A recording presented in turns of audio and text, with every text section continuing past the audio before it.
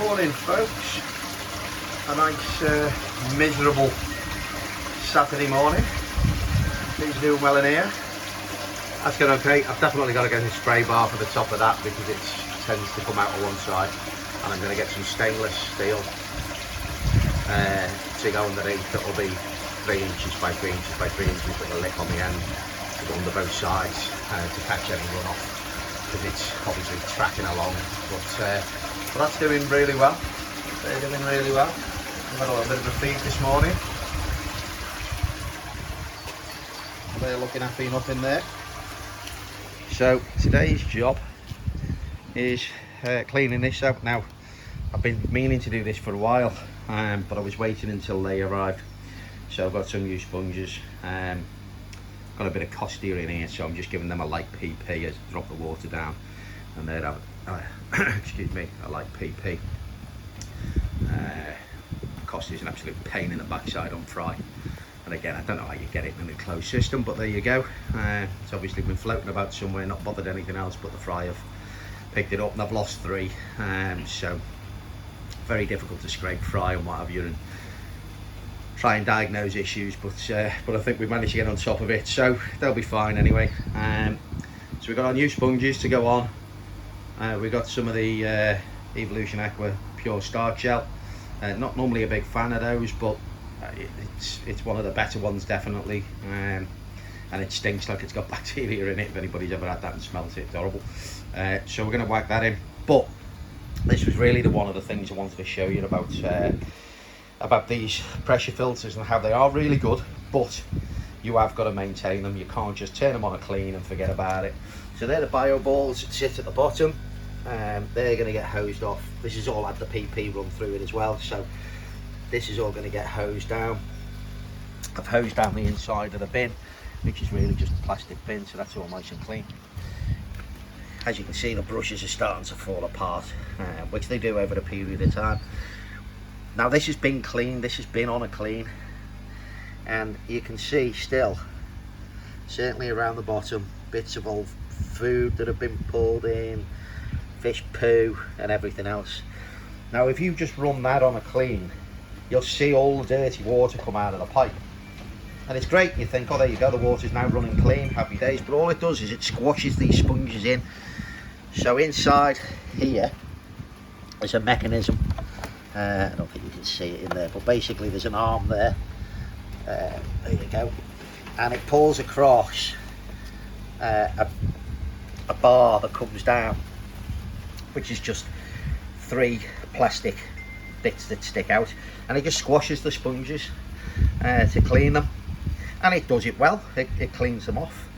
But if you don't strip this down, maybe if you're feeding through the summer once a week, then all of this accumulates at the bottom, and that's where you get your problems. And that's why these things get a really bad rap and get called death cans, because people think auto clean, great, turn it on, clean it, forget about it.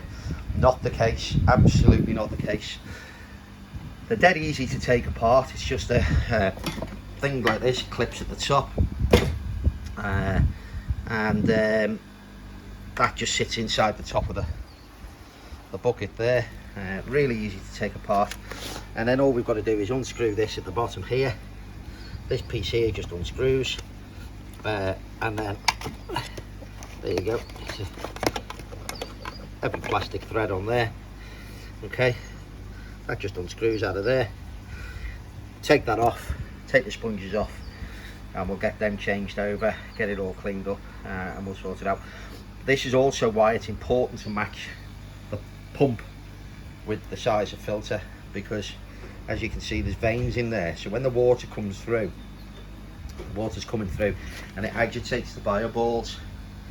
Now these are jumping around all over the place and oxygenated, so that's where you're getting that media from, so you're getting the filtration coming through here. So this is basically your static filtering out your solids, then it comes down, it goes into there, they're agitated, and that's where you're getting your aerobic bacteria, and then it comes back up and out to the pond. But if your pond pump is too small, they won't get agitated enough, and you lose that side of the filtration.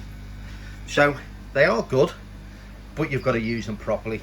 and they don't tell you this. You know, the auto clean advertisers is a great thing.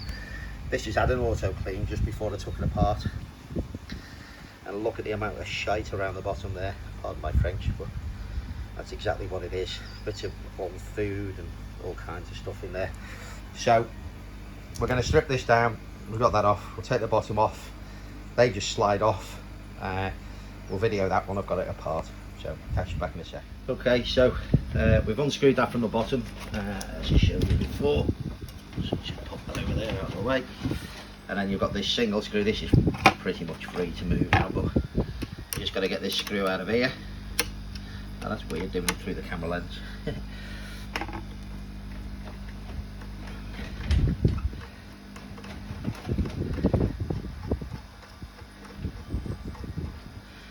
Longest screw in the world. Pop them down over there out the way, and then this should just lift off. There you go. So again, you can see the amount of crap that builds up on these. Now some of it's going to be biofilm, yes, so you want to wash this off ordinarily in pond water, but because I'm changing the sponges, and again, if I was changing the sponges, I might decide to just change 3 of them, you know, half of them. Well, actually there's 5. There's 5 sponges. There's 3 of the finer ones and 2 of the wider mesh, the ones. So what I would normally do is just change a couple of them, 2 or 3 of them, so let the bacteria build back up on them, and then change the other 2 a bit later on. But because we've PP'd this, because I've had an issue in the pond, I'm going to take it all down, hose it all down with fresh water, and use the Pure Plus gel between each layer of the sponges to do that.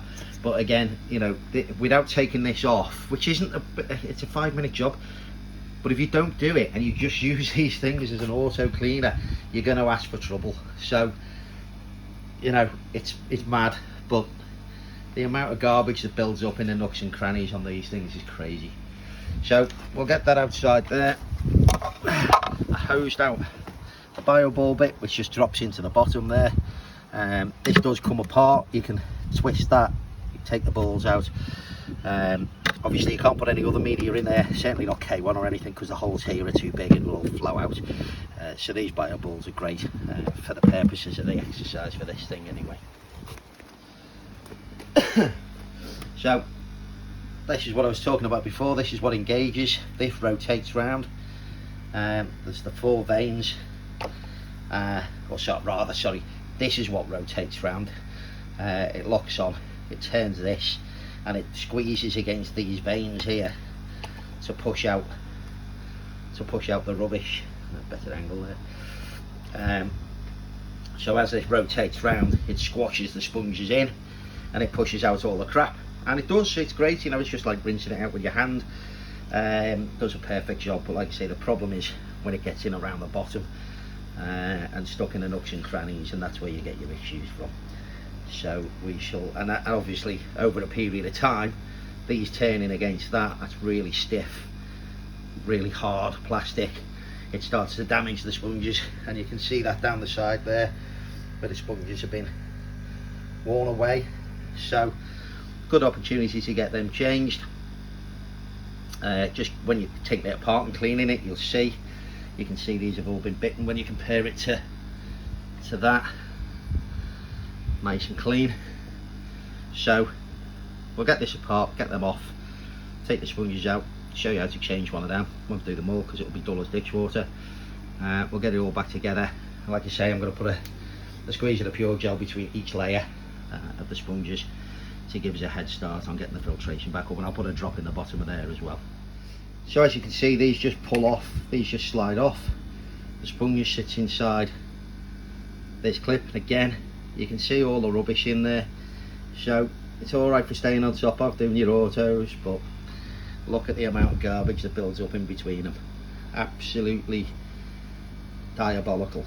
So don't forget, get it cleaned out. Once a week would be fine. Once a week would see you right, as long as you're doing the auto clean bits in between. But the amount of garbage on that face is ridiculous. So we're just going to take this apart now, as I said, and every one of them's the same, and they just alternate between the fine, the coarse, fine, coarse, fine, 3 fine, 2 coarse. So we'll just put them back in exactly the same way. So I just thought I'd show you one apart, and just obviously trying to keep them separate from everything else, so we don't get any contamination. I'll take these all out first of all, so we'll be completely stripped down. But basically, the sponge just goes over the top, and you can see these clips here. This piece just goes over the top again and slots underneath like that, all the way around. So really easy, dead simple, cleans off really quick with the hose pipe. 30 seconds, you're done. I know this video is going on for a bit longer, but ordinarily I wouldn't be doing it, would I? I wouldn't be chatting. This would be apart, they'd be off, hose would be in there, get them boxed off, done and dusted. You'll find when you do these, when you get to the top one has got a different top on it. Excuse me. That's because obviously it needs to fit into this piece here. So the top one is very slightly different, but it's quite obvious, and that's the bit that drops into, like I say, into the top of there. So we've got the last one there. We'll pop that on. The rest of them are ready. We'll give this a damn good hose down. Get rid of all the rubbish in there. You can see the inner workings of it there.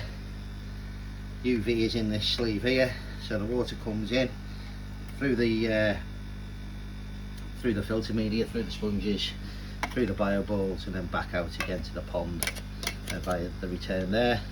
The switch is turned there to either expel the water out of here or back to the pond, depending on whether you're cleaning it or not. And the brushes rotate around. They're driven by a motor and rotate around and squeezed out on that. So really quite simple, really quite straightforward, but you can still see the amount of rubbish that builds up inside them. So I'll get that hosed off. We'll get the Pure Plus in between, sandwich it in between each layer of those, and I'll get back to you when it's all back together again. So there you go. You can see I've started stacking these up now, putting them back in, putting that layer of biogel in between each one as we build it back up again, just to give it a bit of a kickstart. So we just keep sandwiching them back up onto the coarse one now. So we just get these, and these just sit, go back in exactly the same way as they came out. A little bit of a faff getting it past the thing there. That goes on, and then we just give it a bit of our gel around on the sponge, so we're getting good contact with the bacteria in there. And that's it, gang. So I'll get back to you once it's all back together and running. Zoom you out a little bit. So we've just popped the lid back, just popped it all back together again, lifted the bucket up, put the bucket on there. When you're putting this on, you need to make sure you push down on it evenly all the way around. You'll feel it drop in.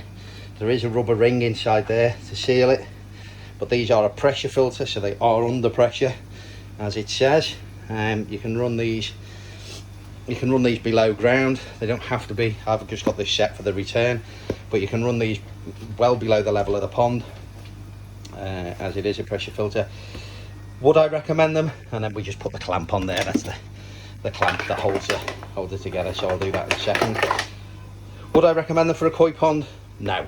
Goldfish pond, something like that, absolutely perfect. I don't think they're really any good. They won't cope with the amount of waste that you're going to get, certainly from, you know, I wouldn't run it on here. You might want to run it as a water polisher or something if the sun's come out lovely. But again, I wouldn't recommend it. You'd be taking it apart and cleaning it every 5 minutes. For a grow on, for a little bit of a project pond, absolutely they're fine. These will be flying away. It's got the built-in UV, so you can have the water nice and clear, and they work a treat. They do work a treat, but as we've just seen there, you've got to stay on top of them, otherwise the rubbish builds up in the bottom of it. That's when you start to get the bacterial issues, and that's where they start to get the bad name from. You can't just rely on, as good as it is, the auto clean. Like you say, you just turn it there, it rotates the sponges. It gives you a little beep, although this one's not as good. It runs for about 3 minutes, and then you get a little beep to tell you it's finished. Turn your pump off, turn that back to where it is, turn your valve off there so you don't get any trickles out, and you're good to go. So we'll get this attached back up again. We'll get some fresh water in here, and that PP is pretty much burnt off. It's been in there for a few hours now. I did put it in when it was full. Obviously just a light dose. This is 2,500 litres, so I've put 2 grams of it in. I did the same yesterday as well, but it's taken the biofilm off, so there's still a little bit of a purple tinge in there, so I might just leave it for a little bit before I do this, but I'll top it up with some fresh water to completely dilute the PP before we start running it through the filter, because otherwise we're just going to kill the bacteria, the good bacteria we've just put in there. So we'll get this fired up. Once it's all full, back up again and running properly, I'll just do a quick end to the video showing it all done and dusted. But there you go, folks. It really doesn't take that long. That's probably a 20-minute job just to change those. So nice and easy. Great for these projects, great for a small pond, great if you're on a budget. If you've got koi that, you know, half a dozen more 25 centimetre koi, just pointless, absolutely pointless. They'll just make too much mess, and you'll struggle to stay on top of it. But don't dismiss them. Do not dismiss them. Right, catch you in a sec. So there we go, folks. It's churning through. This has had a dose of sodium thiosulfate.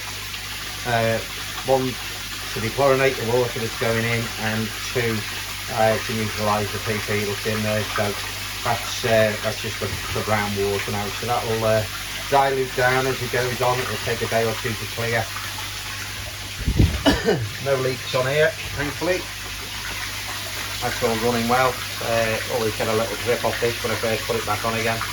And that's just coming from the pipe where it joins it, not from the joint there. And the same as this one here. So that's running back into there now. We'll get that top back up again, and we are good to go. So I shall end that one there and catch up with you guys soon. Have a good weekend.